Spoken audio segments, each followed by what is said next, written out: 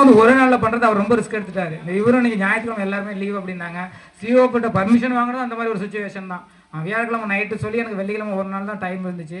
அதில் எங்கள் எல்லா இடத்துலையும் வந்து பார்த்தீங்கன்னா உங்கள் ஃப்ரெண்டு எவ்வளோ முக்கியம் பாருங்களேன். எல்லா இடத்துலையும் ஃப்ரெண்டு தான் வந்தாங்க. சிஓவை பார்க்கும்போது நான் ஒண்டியாகவே போகவே இல்லை. அதனால் வந்து ஃப்ரெண்ட்ஷிப் வந்து எங்கே இருந்தாலும் நம்ம சொன்னால் டக்கு டக்குன்னு செய்வாங்க. அதை இதோட விட்டுறக்கூடாது. உங்கள் அனைவருக்கும் வந்து அன்பான வாழ்த்துக்கள், வணக்கங்கள், நன்றிகள், கோடான கோடி நன்றிகள். ஒரு விஷயம், நம்ம சுரேந்தர் வந்து மேக்ஸ் சொன்னார்ல, எனக்கு எப்போதுமே சென்டம் வந்துடுவேன். அது மேக்ஸில் மட்டும்தான், வேறு எதுவும் இல்லை.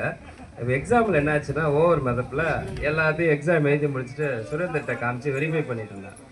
அவன் என்ன பண்ணுறான், ஒரு சின்ன மிஸ்டேக்கு அவன் எது தப்பாக இருக்குமோன்னு அவனை கரெக்ஷன் பண்ணுறதுக்கு 2 தடவை பார்த்தானே தவிர என்ன சொல்லலை.